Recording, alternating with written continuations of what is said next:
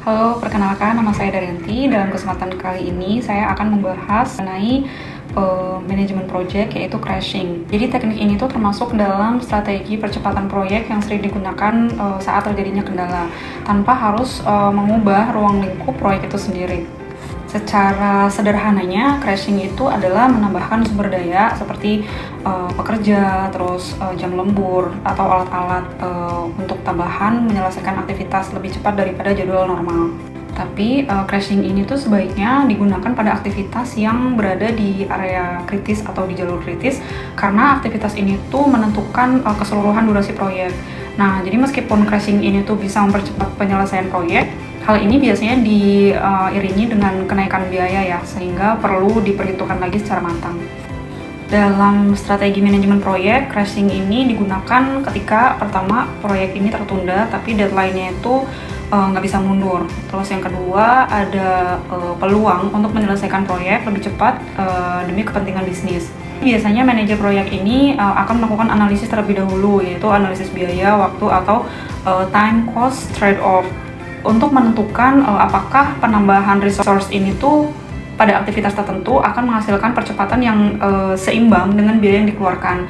Jadi contohnya, jika suatu aktivitas itu dipercepat dalam waktu 2 hari dengan menambahkan 2 teknisi contohnya, tapi biayanya itu meningkat sebanyak 30%. Jadi manajer itu harus mempertimbangkan dulu nih, apakah itu layak secara anggaran dan resikonya. Sebagai contoh, akan mengilustrasikan sesuai dengan pengalaman saya. Jadi saya itu pernah terlibat dalam proyek pengujian komponen di perusahaan otomotif. Awalnya itu semua jadwal itu sudah terjadwalkan dengan rapi. Contohnya termasuk dengan timeline trial, terus pengujian produk.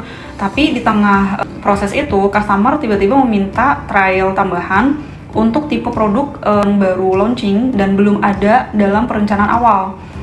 Karena trial tersebut harus dilakukan agar tidak mengganggu jadwal launching, tim proyek akhirnya memutuskan untuk menerapkan teknik crashing, yaitu pertama kita menambahkan teknisi dari divisi lain, terus yang kedua menjalankan pengujian dari hari pengujiannya itu, trialnya itu di hari libur, lalu di shift malam, dan yang terakhir itu kita mempercepat proses dokumentasi dengan sistem otomatis.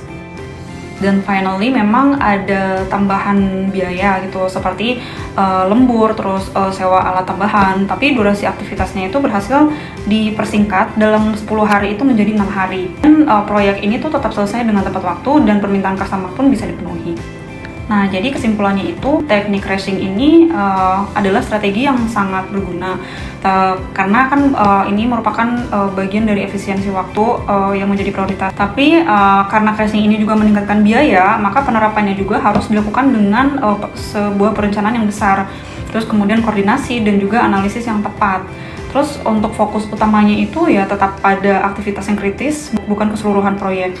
Dan pengalaman saya tadi juga menunjukkan bahwa teori crashing ini nggak hanya berlaku di atas kertas aja gitu, tapi benar-benar bisa diterapkan dalam situasi nyata selama itu bisa dilakukan dengan pendekatan yang profesional. Mungkin dari saya sekian penjelasannya. Semoga penjelasan ini dapat memberikan gambaran yang jelas mengenai teknik crashing secara teori maupun praktek. Terima kasih untuk menyimak video ini. Sampai jumpa di diskusi selanjutnya.